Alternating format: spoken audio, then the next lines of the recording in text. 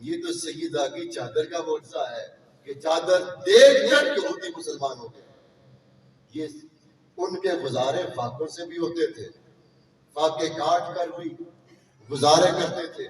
اور آج ہم نے یہ فکر بنا لی, یہ سوچ بنا لی, یہ نظریہ بنا لیا کہ آج گزارا نہیں ہوتا. آج یہ جو بہنیں اور بیٹیاں بیٹھی, میں آپ سے درخواست کروں گا بالخصوص, خدا کی قسم, جس شوہر کے گھر میں آپ ہیں, جس والد کے گھر میں آپ ہیں, آپ اس کی حیثیت سے کبھی بڑی ڈیمانڈ اس سے نہ کریں. جب بچے کچھ ڈیمانڈ کرتے ہیں تو والدین کا دل کرتا ہے میں خود کو بیچ کر بھی اپنے بچے کی فرمائش پوری کروں. یہ بچوں کی محبت انسان کو مجبور کرتی ہے. والد یہ سوچتا ہے جب بچہ کچھ مانگتا ہے, میرے بھی بچے ہیں, جب وہ کہتے ہیں فون پہ کہ بابا جان آتے ہوئے یہ لے کے آئیے گا, تو انسان محبت کے اندر مجبور ہوتا ہے. انسان چاہتا ہے میں خود کو بیچ دوں مگر اپنی اولاد کی فرمائش پوری کر دوں. میں درخواست کروں گا بہنوں اور بیٹیوں سے, نہ بچوں کی زبان پر وہ چیز آنے دے, نہ خود وہ کریں جو آپ کے والد, آپ کے بھائی, آپ کے شوہر کی طاقت سے باہر ہو. کہیں ایسا نہ ہو کہ وہ آپ کی خواہش پورا کرنے کے لیے حرام کی طرف چلا جائے. یہ تحریک منہاج القرآن نے آج حاصل پور کی سرزمین پر یہ جو آپ کو موقع فراہم کیا ہے, یہ احسان ہے اس امت پر شیخ الاسلام ڈاکٹر محمد طاہر القادری کا. ورنہ یہ ماحول نہیں ہوتے تھے. ہم نے یہ تصور بنا لیے کہ عورتوں کو چار دیواری میں بند کر کے بڑے بڑے دروازے لگا دیے. شادیوں پہ جا سکتی ہیں, بازاروں میں جا سکتی ہیں, شاپنگ کر سکتی ہیں, سفر کر سکتی ہیں گاڑیوں میں, سب کچھ ٹھیک ہے, مگر جب دین سیکھنے کی باری آئے تو عورت باہر نہیں نکل سکتی. یہ اس صدی میں حضور شیخ الاسلام نے یہ جو آپ کو موقع دیا کہ آج باوقار طریقے سے ادھر بہنیں اور بیٹیاں بیٹھی ہیں, ادھر بھائی بیٹھے ہیں. میں جب آ رہا تھا گاڑی میں تو وہ منظر جو میں نے دیکھا کہ بائک پر کوئی شوہر بیوی کو لے کے آ رہا ہوگا, کوئی بھائی بہن کو لے کے آ رہا ہوگا, کوئی والد اولاد کو بیٹیوں کو لے کے آ رہا ہوگا. وہ جو کتنا خوبصورت منظر تھا, آپ پوری فیملی آ رہے تھے. یہ تحریک منہاج القرآن نے یہ ماحول دیا, یہ کلچر دیا. اس رمضان میں 45 مقامات پر, بلکہ بعد میں کچھ اور بھی ایڈ ہوئے, تقریباً 50 مقامات پر اسی طرح کا منظر پیش ہو رہا ہے. صبح فجر کی نماز کے بعد پوری فیملی آ کے بیٹھتی ہے. آ کر بیٹھ کر اللہ کا ذکر سنا جاتا ہے, سنایا جاتا ہے. تو خاص طور پہ یہ بہنوں اور بیٹیوں کا زیادہ حق تھا یہ سننے کا, کیونکہ تربیت تو انہوں نے کرنی ہے بچے کی. قبلہ مفتی صاحب بیٹھے ہیں, کہیں پر بھی آقا نے والد کو بچے کی درسگاہ نہیں فرمایا. یہ نہیں فرمایا کہ باپ بچے کی درسگاہ ہے. کوئی حدیث سنی آج تک ایسے نہیں. والد بچے کی درسگاہ نہیں.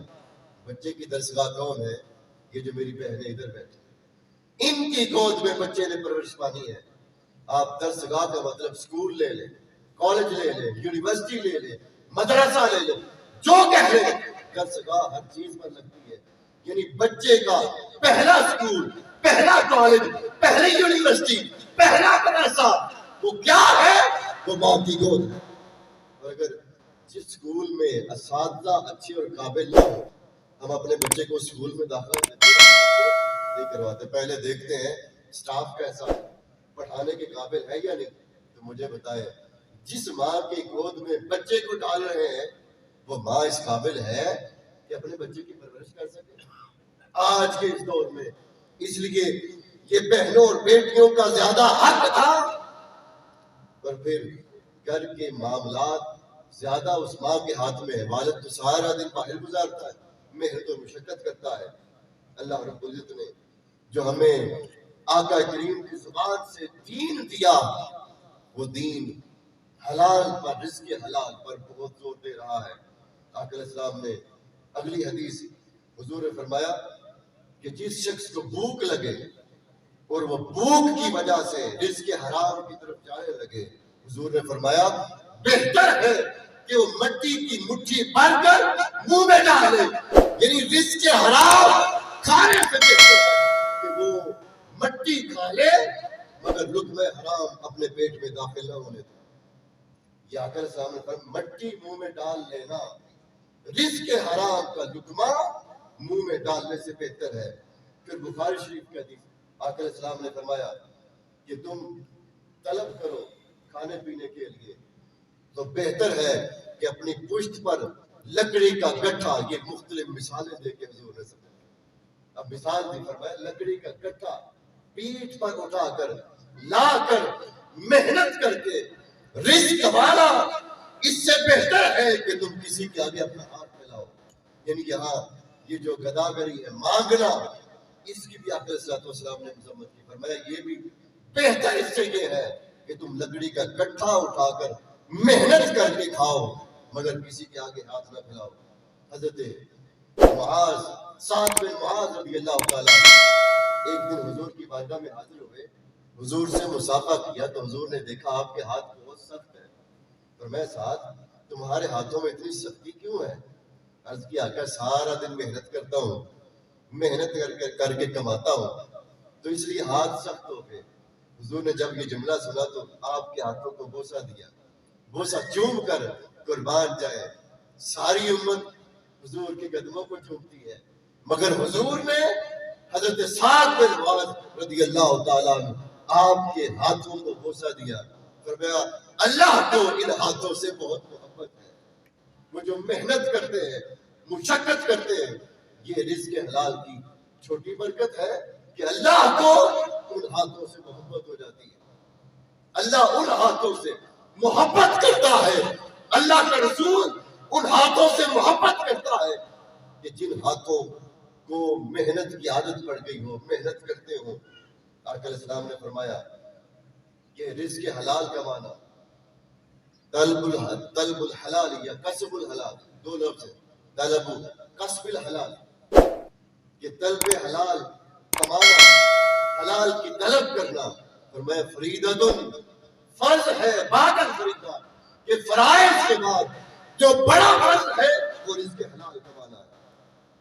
جو بابا بولے شاہ صاحب نے بھی سمجھایا کہ 5 رکن اسلام دے 6واں آیا تو یعنی 5 بڑے رکن ہیں اسلام کے. اس چھٹے کو ہلکا نہ لینا کیونکہ اس چھٹے پر مدار ہے پہلے 5 کی قبولیت کا. اور آقا علیہ السلام نے فرمایا جس مال سے حرام مال سے اگر صدقہ دیا جائے تو اللہ اس صدقے کو بھی قبول نہیں کرتا.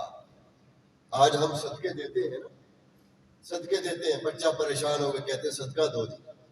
تو حضور نے اس پر فرمایا ہے کہ پریشانیاں ختم ہوتی ہیں صدقے کے برکت سے بیماریاں ختم ہوتی ہیں وبائیں ٹلتی ہیں. حق ہے درست ہے مگر حضور نے فرمایا احمد بن حنبل حضرت احمد بن حنبل کی حدیث حضور نے فرمایا جو مال حرام ہے اس شخص سے جس نے مال حرام کمایا اس پر 3 طرح کے وبال آتے ہیں. پہلا فرمایا کہ وہ اگر مال حرام سے صدقہ کرتا ہے تو اللہ اس مال کا صدقہ قبول نہیں کرتا. دوسرا فرمایا اگر وہ مال حرام خرچ کرتا ہے اپنے معاملات پر تو اللہ ان معاملات سے برکت اٹھا لیتا ہے. اور تیسرا فرمایا جب وہ اس دنیا سے چلا جاتا ہے مال حرام چھوڑ کر تو اللہ اس مال کو اس کے لیے جہنم کا ایندھن بنا دیتا ہے. اب کیا آپ ساری زندگی امپائر کھڑی کرتے رہے پراپرٹیز بناتے رہے مال حرام کے ساتھ. ہم سب میں آپ کو اپنے ساتھ شامل کر کے ہم سب کے لیے یعنی ضمیر ہم اپنے آپ کو جھنجھوڑنے کے لیے قرآن کی ان برکات کو سمیٹنے کے لیے رمضان کی برکات کو سمیٹنے کے لیے فرمایا پہلی بات اگر رزق حرام سے صدقہ کیا وہ صدقہ قبول نہیں ہوتا اور اگر رزق حرام خرچ کیا اس سے برکت اٹھ جاتی ہے اور اگر دنیا میں چھوڑ کر مر گیا تو اللہ اس مال حرام کو اس کے لیے جہنم کا ایندھن بنا دیتا ہے. اور حضور کا اپنا عمل مبارک بس یہ میرے آخری 5 سے 7 منٹ گفتگو کے میں سمیٹ رہا ہوں. آقا علیہ الصلوۃ والسلام ہم جانتے ہیں نا حضور کی اہل بیت پر صدقہ بھی حرام ہے. کیوں؟ ہم سب کے لیے جائز ہے امت کے لیے جائز ہے مگر حضور کی آل کے لیے جائز نہیں. حضرت حسن رضی اللہ تعالیٰ، امام حسن رضی اللہ تعالیٰ، حسن مجتبیٰ، آپ ایک دن گھر سے باہر تشریف لائے تو حضور کی بارگاہ میں صدقے کی کچھ کھجوریں آئی ہوئی تھی تقسیم کرنے کے لیے، برابا ڈیر لگا ہوا ہے کھجوروں کا۔ آپ باہر تشریف لائے، بھی چھوٹے بچے ہیں، آپ نے ایک کھجور پکڑ کر اپنے منہ میں ڈالا۔ حضور نے دیکھا اپنے چھوٹے سے شہزادے کو کھجور پکڑ کر منہ میں ڈالتے ہوئے۔ اگر ہم ہوتے تو ہم کہتے کوئی بات نہیں، بچہ ہے، خیر ہے، کون سی بڑی بات ہے، ابھی نہ سمجھ ہے۔ ہم ہوتے تو یہ کہتے، مگر حضور جانتے تھے کہ ان بچوں نے جنتی نوجوانوں کا سردار بننا ہے۔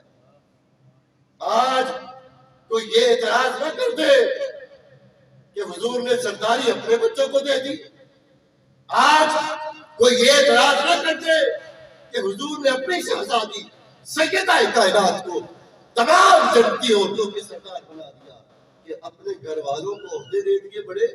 کوئی یہ نہ کہے حضور نے یہ بتانے کے لیے ساری امت کو، ساری انسانیت کو کہ لوگوں یہ جو میرے گھر والوں کو منصب عطا ہوئے ہیں، یہ اس لیے نہیں کہ ان کی میرے ساتھ نسبت ہے، وہ میرے بچے ہیں، میری بیٹی ہے۔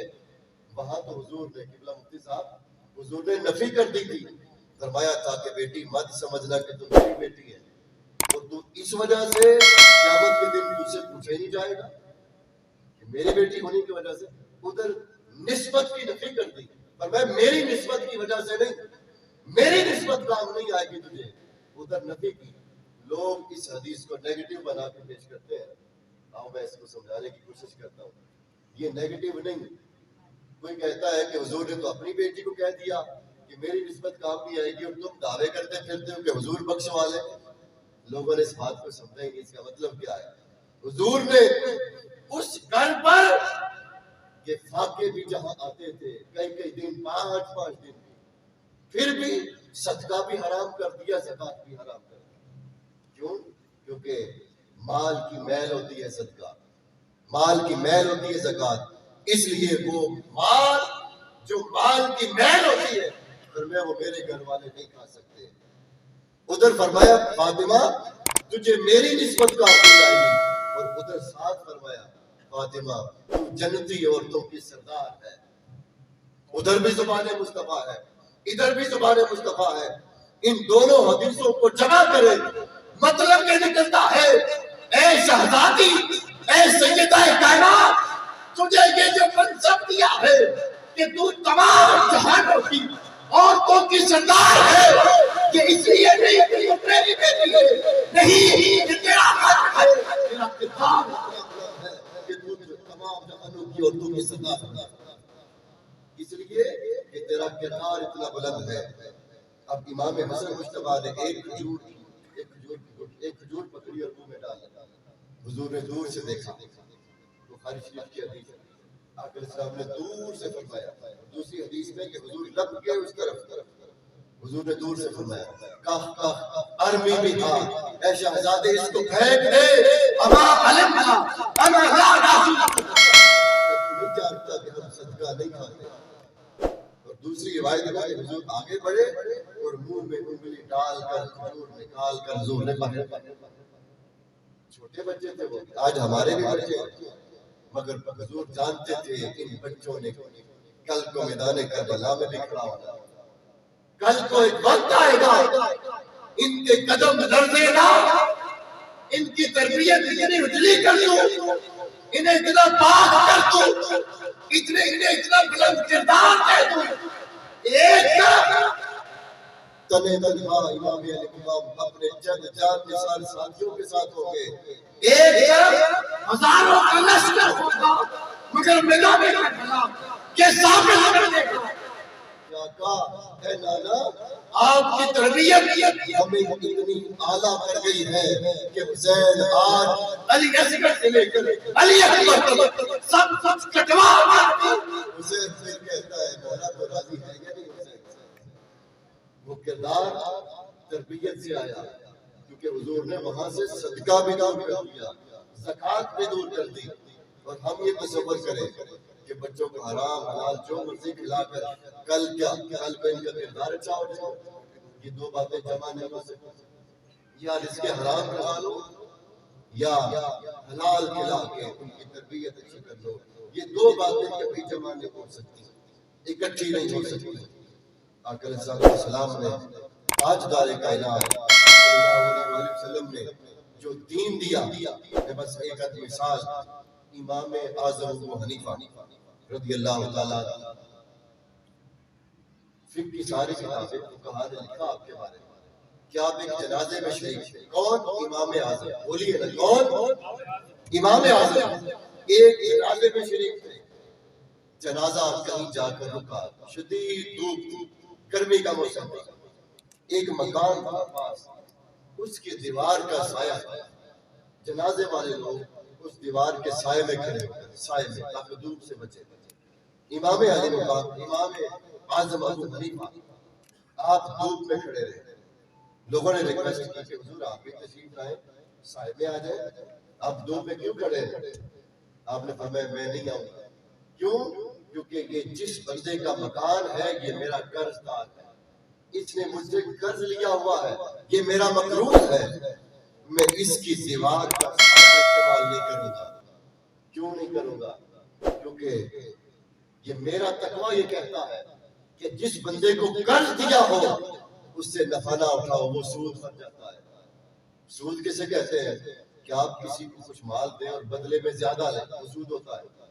100 دے کر 101 لیں, 50 دے کر 51 لیں, 1 روپیہ بھی زیادہ لیا تو ایک سود بنتا ہے. یہ سود تھا. آپ نے فرمایا چونکہ اس سے میں نے قرض لینا ہے تو میں اس کا سایہ استعمال نہیں کروں گا. حالانکہ امام صاحب کا فتویٰ ہمارے لیے یہ نہیں تھا, اپنے لیے تھا. فرمایا ویسے جائز ہے, سایہ استعمال کیا جا سکتا ہے, کر سکتے ہو. یہ فتویٰ تمہارے لیے نہیں, یہ فتویٰ ابو حنیفہ کے لیے ہے. اس لیے جب بندہ بڑے منصب پر فائز ہوتا ہے پھر اس کا کردار بھی اتنا ہی بلند ہونا چاہیے. کیونکہ میں فقہ کا امام ہوں, امام اعظم ہوں, فقہ میں مرتب کر رہا ہوں, سب میرے شریک ہیں, سب مجھ سے فیصلے رہے ہیں, اس لیے میں سب کا امام ہوں تو میرا کردار بھی اتنا ہی اچھا ہونا چاہیے. اور میں تمہارے لیے سود نہیں مگر میں اپنے لیے اس کو بھی سود سمجھتا ہوں. ہم نے حضور غوث اعظم کا واقعہ سنا ہوا ہے کہ آپ کے والد ماجد حضرت ابو صالح آپ دریا کے کنارے بیٹھے ہوئے تھے. ایک سیب, یہ واقعہ میں پورا نہیں بیان کرتا, صرف اس میں سے ایک بات سمجھاتا ہوں. سیب تیرتا ہوا آیا, یہ ہم سب نے بچپن میں سنا ہوگا. ایک سیب تیرتا ہوا آیا, آپ نے وہ تیرتا ہوا سیب دیکھ کر پکڑ کر اسے کھا لیا. ابھی کھایا ہی تھا کہ ذہن میں آیا کہ یہ سیب میری تو ملکیت ہی نہیں تھی, یہ تو پتہ نہیں کس کا ہوگا, تو میں نے کھا لیا. اب ڈھونڈنے لگے اس راستے سے جدھر سے سیب آ رہا تھا اس طرف چل پڑے مخالف سے. یہ پیچھے جا کے دیکھیں یہ کہاں سے آیا ہوگا, کون اتنی احتیاط کرتا ہے. آپ چل پڑے, چلتے چلتے ایک مقام پر پہنچے جہاں سیبوں کا باغ ملا. آپ سمجھے کہ یہاں سے گرا ہوگا اور یہاں سے تیر کر گیا ہوگا. اب باغ کے مالک کو ڈھونڈا, باغ کے مالک سے ملے, ڈھونڈ کر تلاش کر تو ان کے پاس گئے. عرض کی آپ کے باغ کا ایک سیب تیر کر گیا تھا, میں نے پکڑ کے کھا لیا ہے, میں آپ سے معافی مانگتا ہوں, مجھے معاف کر دیں. آپ غور تو کریں, ہم تو کہتے ہیں گلا بھول گیا ہے کہ جان چھوٹی, وہ تلاش کر کے پہنچے. اب وہ جو صاحب نظر تھے وہ بھی صاحب نظر تھے. حضرت عبداللہ سومی رضی اللہ تعالیٰ صاحب نظر تھے. دیکھ کر پہچان گئے کہ یہ نوجوان جو اتنی احتیاط کر رہا ہے یہ غلام نہیں ہو سکتا. آپ نے فرمایا تجھے معافی مل جائے گی مگر کچھ عرصہ میرے باغ کی خدمت کرو. یعنی آپ کردار دیکھنا چاہتے تھے, باغ کی خدمت میں لگا دیا. کچھ عرصہ گزرا, باغ کی خدمت کرتے رہے, پھر کہے اجازت مانگی, اب معافی ہے؟ فرمایا ابھی نہیں, ایک اور بھی شرط ہے. وہ کیا؟ فرمایا میری ایک بیٹی ہے جو نبینی بھی ہے, بہری بھی ہے, گونگی بھی ہے, لاغر بھی ہے, کمزور بھی ہے, اپاہج ہے, اس سے شادی بھی کرنی پڑے گی. آپ نے یہ ساری شرائط سن کر بھی فرمایا مجھے قبول ہے, بس معافی دے دیں. اللہ اکبر, یہ ساری شرطیں بھی قبول, بس معافی دے دیں, قبول کر لیں. آپ نے شادی جب کی تو بعد میں دیکھ کر وہ تندرست سب کچھ ٹھیک, پھر واپس گئے کہ آپ کو غلطی تو نہیں لگی، آپ نے کہا کچھ اور تھا مگر یہاں معاملہ کچھ اور ہے۔ آپ نے فرمایا اپاہج اس لیے کہا کہ وہ کبھی باہر نہیں نکلی، نبینا اس لیے کہا کہ اس نے غیر محرم نہیں دیکھا، بحری اس لیے کہا کچھ غلط نہیں سنا، اس لیے میری بیٹی اتنی پاک تھی، میں تلاش میں تھا کوئی ایسا نوجوان ملے جس کا کردار اتنا بلند ہو کہ بیٹی کا تعلق اس کے ساتھ جوڑ دو۔ جب اتنا عظیم تعلق دو طرفہ جڑا، حضور غوث اعظم کے والد اور آپ کی والدہ ام الخیر کا جو دونوں طرف سے اتنا عظیم تعلق جڑتا ہے تو پھر بدلے میں مادر ذات والی حضور غوث اعظم کی ولادت ہوتی ہے، پھر ولادت ہوتی ہے۔ آج رشتے دیکھتے ہوئے بیٹیوں کے کرتے ہوئے کوئی یہ چیز کا خیال رکھتا ہے کہ جس سے رشتہ جوڑ رہے ہیں اس کا کردار کیسا ہے؟ صرف پیسہ دیکھتے ہیں، اچھا گھر، اچھی گاڑی، اچھی جاب، اچھی آمدن، یہ دیکھتے ہیں، بھلے وہ حرام سے آ رہی ہے یا حلال، یہ تحقیق کوئی نہیں کرتا۔ تو پھر وہ جو بچے پیدا ہوں گے کیسے توقع رکھ سکتے ہیں کہ وہ نیک نکلیں گے؟ میں صرف آخری بات کہ یہ جو اتنی احتیاط جنہوں نے کی اور بڑے منصب پر پہنچے، کیا کوئی آج بھی ایسا شخص ہے جو اتنی احتیاط کرتا ہو؟ ذہن میں سوال پیدا ہوتا ہے کہ جس کی احتیاط آج بھی اس درجے کی ہو کہ جو حلال کو خود پر حرام کر لے۔ آؤ آج بھی ایک شخصیت ہے جو اس درجے کی احتیاط کرنے والی ہے، وہ شخصیت کوئی اور نہیں، یہ وہی شخصیت ہے جس نے ہمیں یہ موقع دیا کہ آج ہم نے یہ منظر بنایا حاصل پور کی سرزمین پر کہ فیملی کے ساتھ بیٹھ کر آگے بیٹھے ہیں۔ وہ شخصیت جس نے حلال کو خود پر حرام کر دیا، 1000 سے زائد کتابیں لکھی جس میں سے 600 چھپ چکی، جن کی کروڑوں کی آمدن ہے ہر سال، ان کی کتابوں کی جو آمدن آتی ہے کروڑوں میں، مگر آپ کوئی کتاب بھی کھولیں، کتاب کے پہلے صفحے پر آپ کو ایک تحریر ملتی ہے، وہ کیا آپ نے لکھا ہے کہ ان کتابوں کی جتنی آمدن ہے وہ میرے لیے حرام ہے۔ حالانکہ یہ جائز ہے، علماء لیتے ہیں اور لے سکتے ہیں، لینی چاہیے، حرام نہیں، جائز ہے، سارے مسلم لیتے ہیں، مگر ایک بندہ ہے جو کہتا ہے جب بڑے منصب پر فائز ہونا ہو تو پھر احتیاط بھی بڑی کرنی پڑتی ہے۔ جس نے حلال کو خود پر حرام کر دیا، جس نے 10,000 کتابات کیے دنیا بھر میں، وہ روئے زمین پر ایک ہی شخص ہے جو یہ دعویٰ کرتا ہے ہمیشہ کہ میں نے دنیا بھر میں وزٹ کیے، پورے ملک میں وزٹ کیے، شہر شہر گاؤں گاؤں جا کر خطابات کیے، مگر آج تک کوئی شخص کھڑا ہو کر یہ دعویٰ نہیں کر سکتا کہ ڈاکٹر طاہر القادری ہمارے ملک میں ہمارے شہر میں خطاب کرنے آئے تھے اور ہم نے ہدیے کے نام پر، تحفے کے نام پر، کسی بھی نام پر ان کی خدمت کی تھی اور ڈاکٹر طاہر القادری نے قبول کر لی تھی۔ کہ آج تک نہ کوئی دعویٰ کر سکا ہے نہ قیامت تک کر سکے گا۔ کیوں؟ کیونکہ میں نے اپنے اوپر جائز چیزوں کو، حالانکہ یہ جائز ہے، میں پھر کہتا ہوں حرام میں علماء کی خدمت کرنی چاہیے، جب آپ بلا رہے ہیں تو ان کی خدمت کریں، یہ سب کے لیے حکم نہیں، جیسے امام اعظم نے فرمایا یہ حکم میرے لیے ہے تمہارے لیے نہیں، یہ حکم ڈاکٹر طاہر القادری نے اپنے لیے اور اپنے بچوں کے لیے لگایا ہے، باقیوں کے لیے نہیں۔ ہم نے صاحب خود آنکھوں سے دیکھا، جیسے آپ میرے ساتھ بیٹھے ہیں، مرکز میں ایک پروگرام تھا، آپ کے ساتھ آپ کا چھوٹا نواسا بیٹھا ہوا، چھوٹا نواسا، سامنے وہ کولڈ ڈرنکس تقسیم ہو رہی تھی، بوتلیں، اب بچہ تھا، دیکھ کر اس نے کہا کہ میں نے بھی بوتل پینی۔ حضور شیخ الاسلام نے جب دیکھا تو آپ نے اپنے گارڈ کو بلا کے فرمایا کہ یہاں سے بوتل نہیں دینی، باہر سے پیسے نکال کے دی، پر میں باہر سے خرید کر لے کے آؤں۔ وہ اکیلا شخص ہے جو یہ دعویٰ کرتا ہے کہ آج تک میں نے تحریک منہاج القرآن کے فنڈ سے ایک کپ چائے کا بھی نہیں پیا، ایک کپ چائے کا بھی میں نے آج تک نہیں پیا، میں نے تحریک کا فنڈ اپنے اوپر حرام کر رکھا ہے۔ تو یہ شخصیت جس نے ہمیں یہ موقع دیا آج، کل جب آپ تشریف لائیں، میری یہ تمنا ہے کہ کل یہ حال بننا چاہیے، کل کوئی آپ میں سے اکیلا نہ آئے، ہر کوئی کسی کو پکڑ کے لے کے آئے، کہ اگر کوئی بات آپ کو سمجھ آ گئی تو وہ یقیناً اس کسی کو سمجھ آ گئی تو اس کا فائدہ آپ کو بھی ہوگا. بہنیں اور بیٹیاں بھی کسی اپنے ساتھ کسی کو لے کر آئے. کل یہ منظر اس سے زیادہ دکھانا ہے. اور کل بڑی کمال شخصیت تشریف لائی علامہ لطیف مدنی صاحب اور غالباً علامہ اجاز ملک صاحب. اور وہ بہت سینئر اسکالر ہیں، ہم سے بہت سینئر. آپ نے ان کا خطاب پہلے سنا بھی ہوگا. اور ان کا موضوع بھی بہت کمال ہے. عقیدہ توحید، توحید کیا ہے، شرک کیا ہے، وہ یہ سارا موضوع کل سمجھائیں گے انشاءاللہ. اگر آپ نے کل کسی ایک نے بھی اکیلے نہیں آنا. ابھی پچھلے جو 5 دروس ختم ہوئے، آج دوسرا فیز شروع ہوا.